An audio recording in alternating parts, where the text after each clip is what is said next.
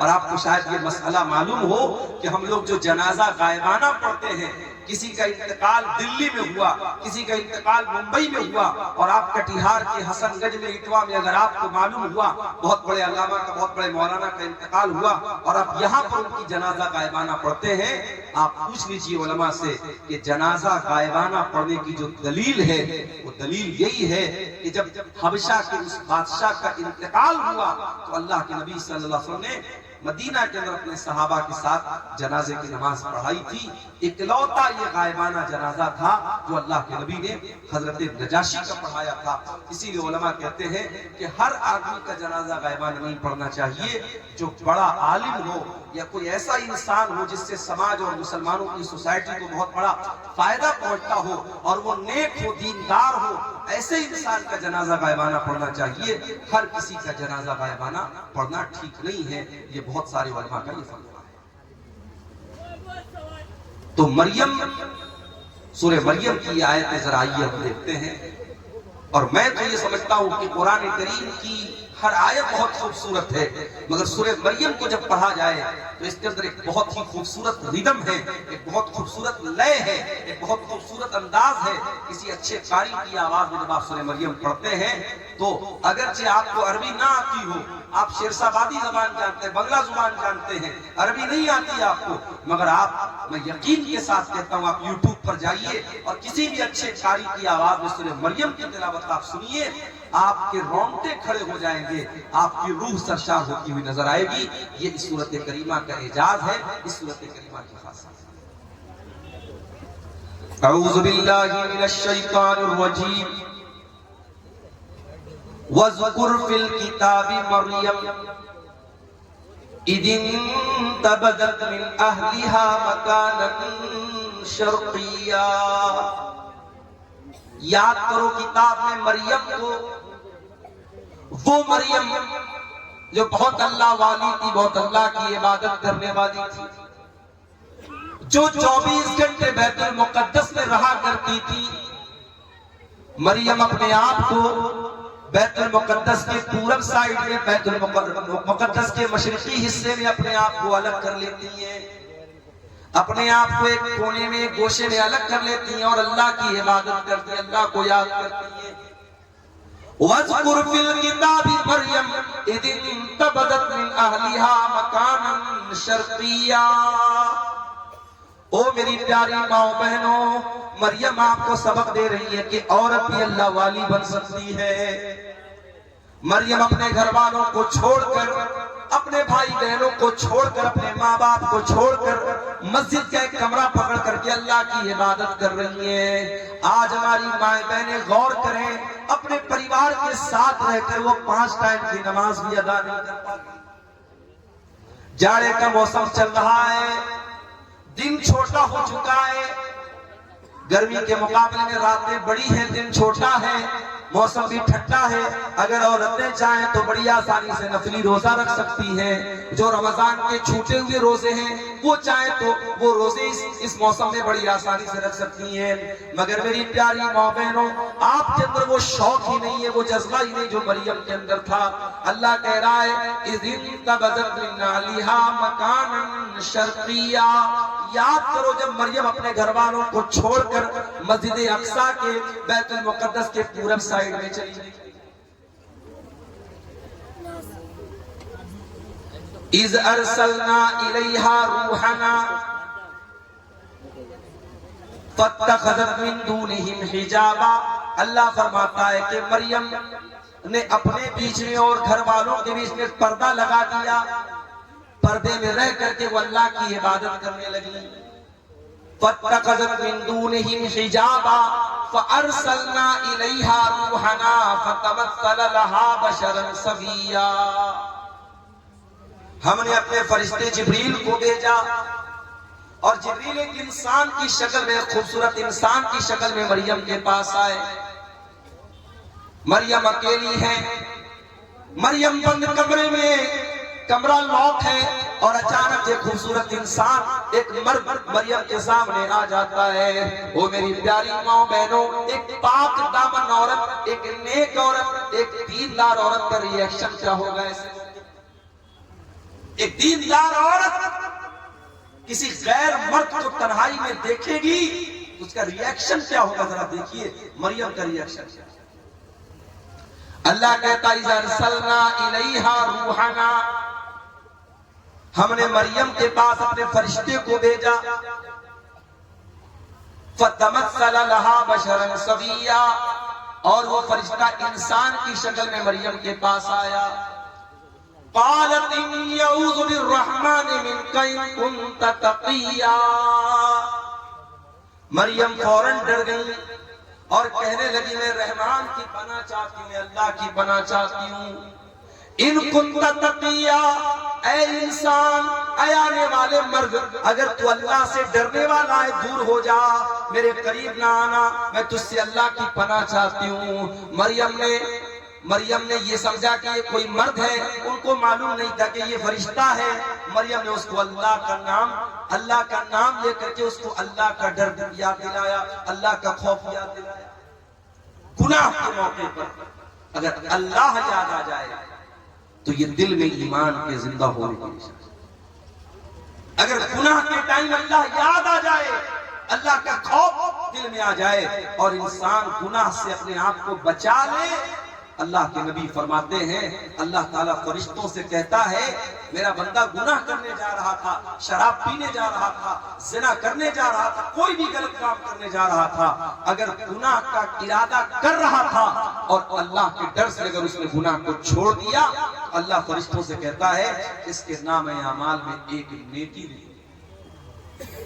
میرے فرشتوں اس کے نام اعمال میں ایک نیکی لکھ دو. فرشتے کہتے ہیں اللہ یہ تو گناہ کرنے جا رہا تھا، یہ تو شراب پینے جا رہا تھا، یہ تو زنا کرنے جا رہا تھا، یہ تو غلط کام کرنے جا رہا تھا. اللہ فرماتا ہے انما ترکھا من جرایا، اے میرے فرشتوں، میرے بندے نے میرے ڈر سے اس گناہ کو چھوڑا ہے، میرے خوف سے اس گناہ کو چھوڑا ہے، لہذا اس کے نام اعمال میں ایک نیکی لکھ دو. یہ نیکی کا حقدار ہے، یہ گناہ کا حقدار. پتہ یہ چلا میرے نوجوان ساتھیوں، آج جہاں جہاں بھی زنا کے اڈے قائم ہو رہے ہیں، جہاں جہاں غلط کام ہو رہے ہیں، شراب پی جا رہی ہے، نشہ ہو رہا ہے، بدکاری ہو رہی ہے، بے حیائی ہو رہی ہے، بے پردگی ہو رہی ہے، بدکاری ہو رہی ہے، جتنے گناہ ہو رہے ہیں ان گناہوں کی اصل وجہ یہ کہ انسان اللہ کا خوف اپنے دل سے نکال چکا ہے. اور معاف کرنا، چہرے پر داڑھی رکھنا نبی کا طریقہ ہے، مگر ضروری نہیں کہ داڑھی رکھنے والا پرہیزگار ہے. گھر سے نقاب میں نکلنے والی عورت بہت اچھا کام کرتی ہے کہ نقاب میں نکل رہی ہے، مگر نقاب میں نکلنا اس بات کی گارنٹی نہیں ہے کہ اس کے دل میں اللہ کا ڈر ہے.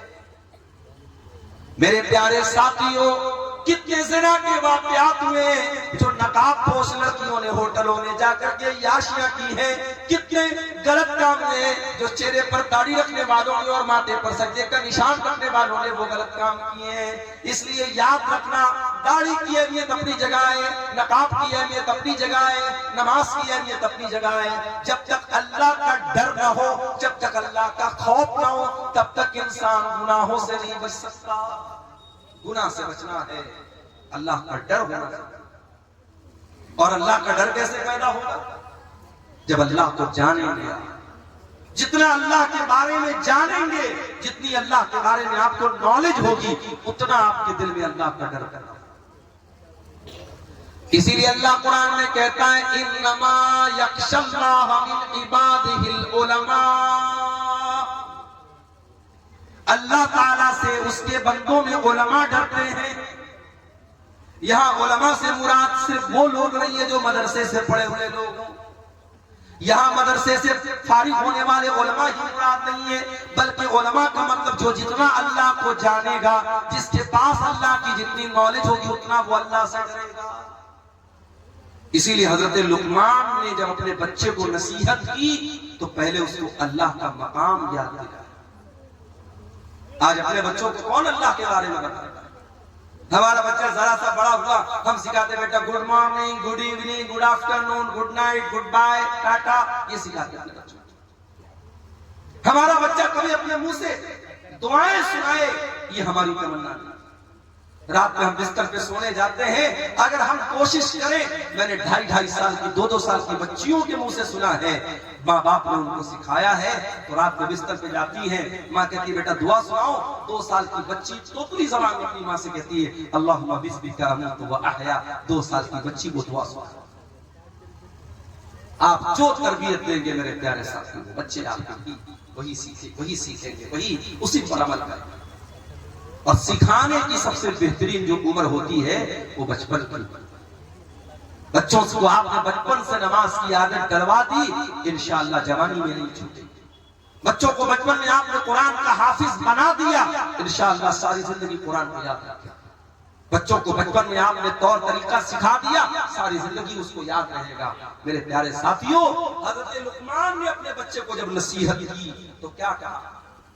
یا بنی انہا ان تک مثقال حبۃ من خردل فتکن فی صخرۃ او فی السماوات او فی الارض یأتی بہا اللہ۔ اے میرے بچے، یاد رکھنا اللہ تعالی اتنا پاورفل ہے اور اتنا نالج رکھنے والا ہے، اگر ایک رائی کے دانے کے برابر بھی تو نے کوئی غلط کام کیا، تو نے کوئی اچھا کام کیا، اور وہ رائی کے دانے کے برابر کوئی چیز آسمانوں کے اندر کہیں چھپی ہوئی ہے، زمین کے اندر کہیں چھپی ہوئی ہے، کسی پہاڑ کے چٹان کے نیچے چھپی ہوئی ہے، اللہ تعالیٰ اس رائی کے دانے کے برابر چیز کو قیامت کے دن سامنے لے آئے گا۔ وہ رائی کے دانے کے برابر چیز بھی اللہ تعالیٰ کی نظر سے اوجھل نہیں ہو سکتی، اللہ کی نالج سے باہر نہیں ہو سکتی۔ تو کیا سمجھتا ہے؟ تیرا کمرہ بند کر لینے سے، تیرے کمرے کی لائٹ آف کر دینے سے، تیرے اپنے موبائل کی ہسٹری کو ڈیلیٹ کر دینے سے، تیرے واٹس ایپ کی چیٹنگ کو ختم کر دینے سے تیرے گناہوں پر پردہ پڑ گیا؟ اللہ کو نہیں معلوم ہے تو اللہ کو بیوقوف بنا لے گا؟ نہیں میرے، اللہ کو سب پتہ ہے۔ چھوڑ کر گلستاں کیوں تجھے راس آئی ہے فصل خزاں، تو جدھر ہے رواں خار ہے بس وہاں، آج کے نوجوان سن لے میری فغاں۔ میں نے مانا ابھی تو معمر نہیں، موت کا وقت لیکن مقرر نہیں، دار فانی ہے رستہ کوئی گھر نہیں، تو مسافر ہے دنیا ہے ایک سائباں، تو مسافر ہے دنیا ہے ایک سائباں، آج کے نوجوان سن لے میری فغاں۔ بال انگریز جیسے کٹائے ہوئے، مونچھ حد سے زیادہ بڑھائے ہوئے، اور داڑھی کو بالکل مڈائے ہوئے، کیا مسلمان کے ہے، کیا مسلمان کے ہے یہ شایان شان، آج کے نوجوان سن لے میری فغاں، آج کے نوجوان سن لے میری فغاں۔ اونچے اونچے محل جو بنائے ہیں یہ، گھر نہیں در حقیقت سرائے ہیں یہ، اونچے اونچے محل جو بنائے ہیں یہ، گھر نہیں در حقیقت سرائے ہے یہ، ہرگز اپنے نہیں ہے پرائے ہے یہ، بعد تیرے کوئی اور ہوگا یہاں، آج کے نوجوان سن لے میری فغاں، آج کے نوجوان سن لے میری فغاں۔ میں نے مانا کہ کانوں میں بھی ہے کشش، عاشقی کے فسانوں میں بھی ہے کشش، پر بتا کچھ اذانوں میں بھی ہے کشش، تجھ کو آواز دیتا ہے رب جہاں، تجھ کو آواز دیتا ہے رب جہاں، آج کے نوجوان سن لے میری فغاں، آج کے نوجوان سن لے میری فغاں۔ داڑھی رکھنا بہت ہی ہے مشکل مگر روز محشر یہ آقا نے پوچھا اگر، داڑھی رکھنا بہت ہی ہے مشکل مگر روز محشر یہ آقا نے پوچھا اگر، میری صورت میں کیا نقص آیا نظر، میری صورت میں کیا نقص آیا نظر، کیا کہے گا جواباً بتا تو وہاں، آج کے نوجوان سن لے میری فغاں، آج کے نوجوان سن لے میری فغاں۔ اور آخری شعر سماعت فرمائیں، بیٹھکوں میں نہ یوں وقت برباد کر۔ آج جلسے میں ہم دیکھتے ہیں کہ بڑی تعداد میں نوجوان سڑکوں پر گھومتے رہتے، مستی کرتے رہتے ہیں۔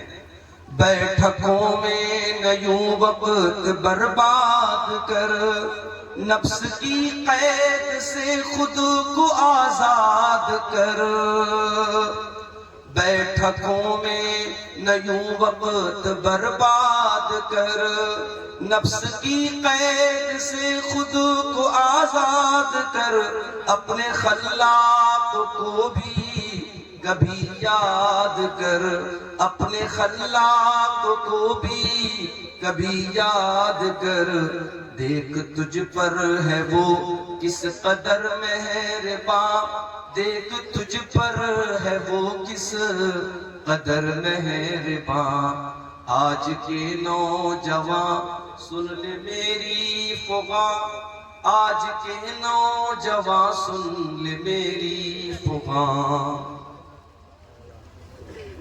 معزز علماء کرام، حق تقاتہ ولا تموتن الا وانتم مسلمون۔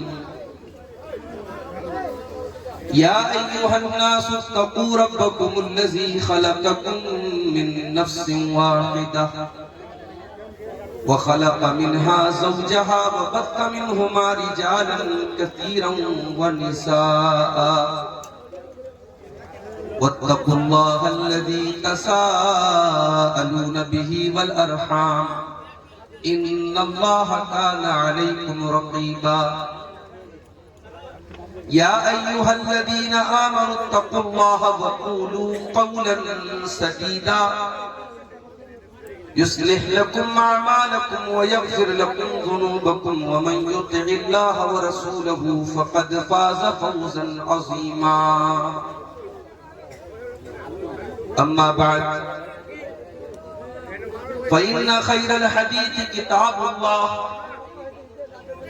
وخير الهدي هدي محمد صلى الله عليه وسلم وشر الأمور محدثاتها وكل محدثة بدعة وكل بدعة ضلالة وكل ضلالة في النار أعوذ بالله من الشيطان الرجيم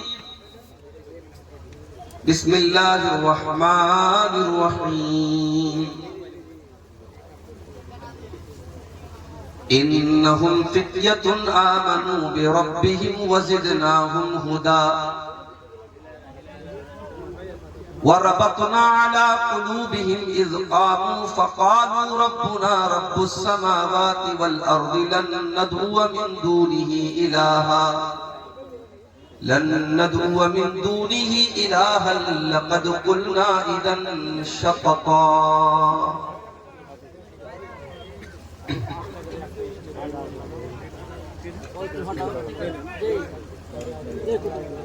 آج کے نوجوان سن لے میری فغاں آج کے نوجوان، سن لے میری فغاں،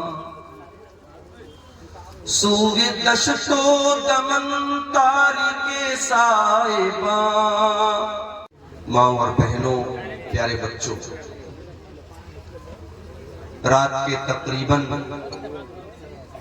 2 بج رہے ہیں۔ آج کا پروگرام 25 دسمبر کی تاریخ کو منعقد ہوا تھا۔ 12 بجے کے بعد انگریزی کیلنڈر چینج ہو جاتا ہے۔ 25 کے بعد اب 26 دسمبر کی تاریخ بھی آ چکی۔ موسم بہت زیادہ ٹھنڈا تو نہیں ہے، لیکن پھر بھی سردی ہے، اور سردی کے اس موسم میں اس علاقے کے باہمت بزرگوں اور نوجوانوں نے بہت بڑا خطرہ مول لے کر کے آج کا یہ پروگرام منعقد کیا، اور الحمدللہ پروگرام بڑی کامیابی سے اپنی منزل کی طرف روانہ ہوا ہے۔ میرے بھائی، 25 دسمبر کی تاریخ دنیا بھر میں کرسمس کے تہوار کے نام سے پہچانی جاتی ہے۔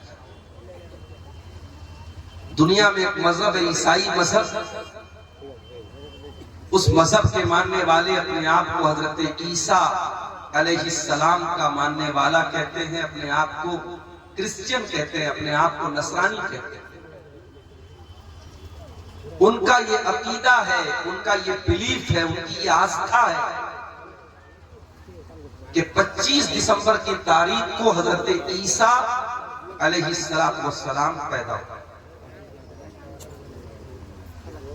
اور وہ یہ بھی عقیدہ رکھتے ہیں کہ عیسیٰ علیہ السلام اللہ کے بیٹے ہیں، نعوذ باللہ۔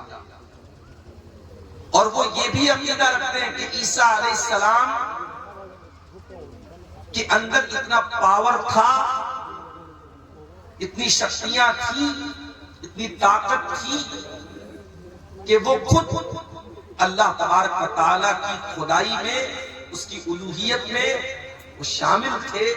وہ حضرت عیسیٰ کو بھی ایک طریقے سے اللہ کے برابر قرار دیا۔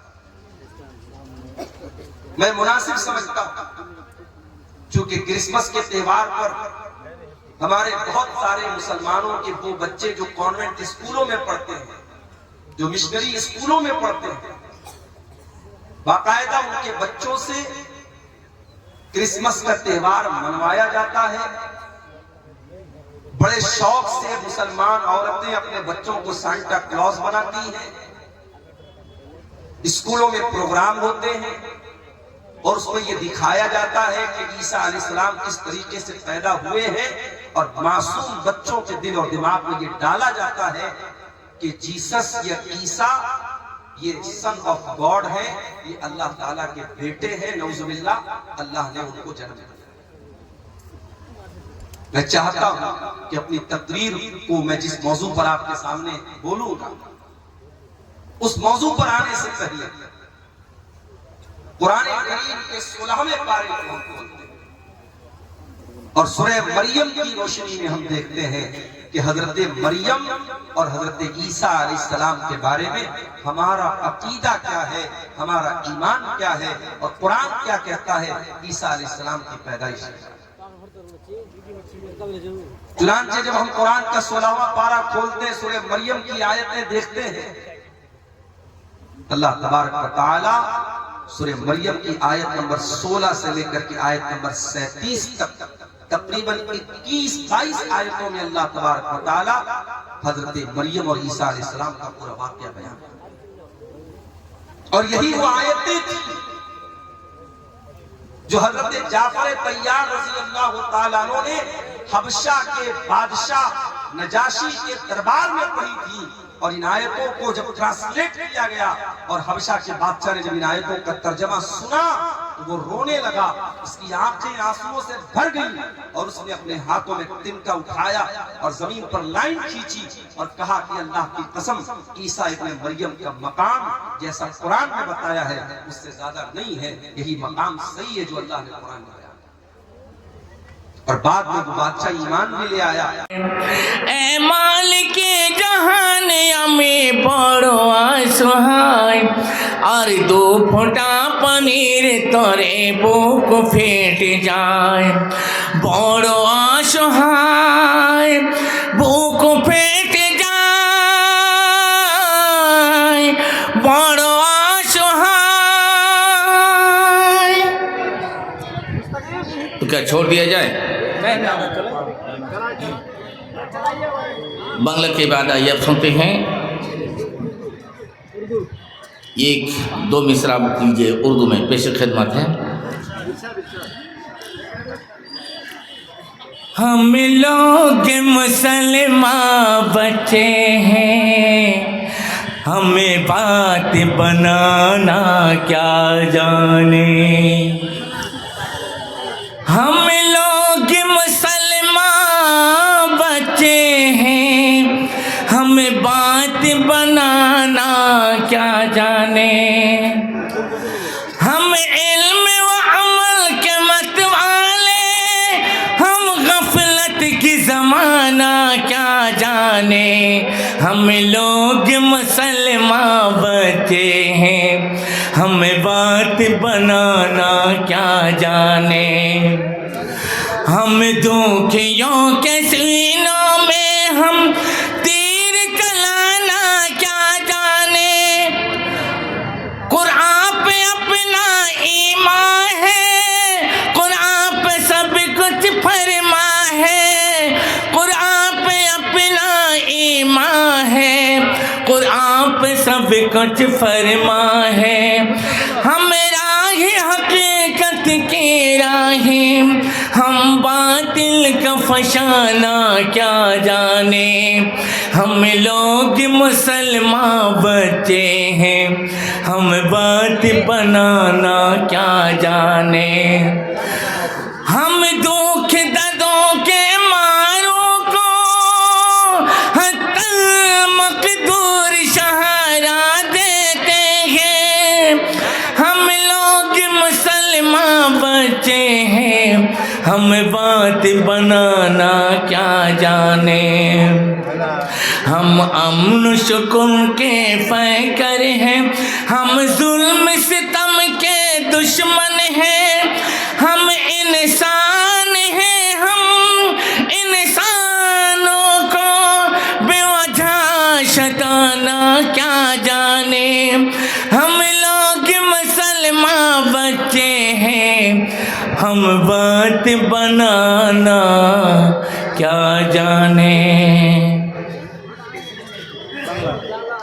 تو اب اجازت چاہیے آپ لوگوں سے کیا؟ وقت بہت کم ہے، ابھی وقت ہے، کیونکہ ہماری زبان ہے بنگلہ، اگر ہمارے اردو میں تھوڑی سی غلطی آئی تو معافی فرمائیں گے، کیونکہ ایک بنگالی صاحب آئے تھے پٹنہ جنکشن بہار کی راجدھانی میں، یہ بیچارے ہندی نہیں بول پا رہے ہیں، تو کہہ رہے ہیں کیا، وہ اس کو کہنا تھا کہ گاڑی کہاں جائے گی، یہ نہیں بول کے گاڑی بھائی کاہے جائے گی، تو سننے والے نے کہا کہ گاڑی تمہاری باپ کی نہیں جائے گی، تو اسی طرح ہم سے اگر غلطی ہو جائے گی تو معافی فرمائیں گے۔ تو لیجیے ایک دو مصرع بنگلہ میں پیش کرنے کے بعد جنگ کربلا کے سلسلے میں یہ سنیے۔ اللہ گو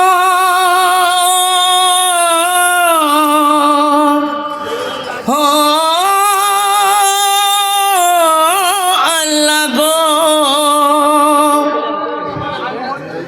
হোসেনের শহীদের পরে, হোসেনের শহীদের পরে এই বলে সব বাতও করে, কেন এলো হোসেন আল্লাহ জঙ্গ কারবালায়, আল্লাহ গো কেন এলো হোসেন আল্লাহ জঙ্গ কারবালায়, হোসেনের শহীদের পরে, হোসেনের শহীদের পরে এই বলে সব সব মাতম করে কেন এলো হোসেন আল্লাহ জঙ্গ কারবালায় আল্লাহ গো কেন এলো হোসেন আল্লাহ জঙ্গ কারবালায় मैं मोना देवा जोहरे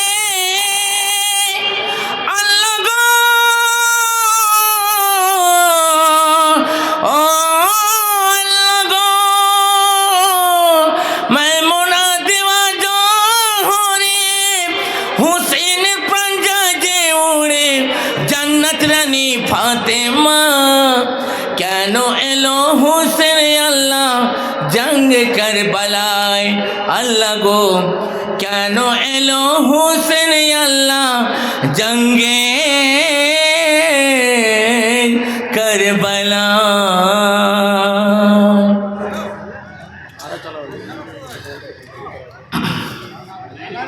খাওয়াই দেবে নাকি গো? ঠিক আছে ঠিক চা খাওয়াই দেবে নাকি? ছেড়ে দেওয়া যায় না না না চা দেবো নাকি? কত চা খাবো গো চালাও নাকি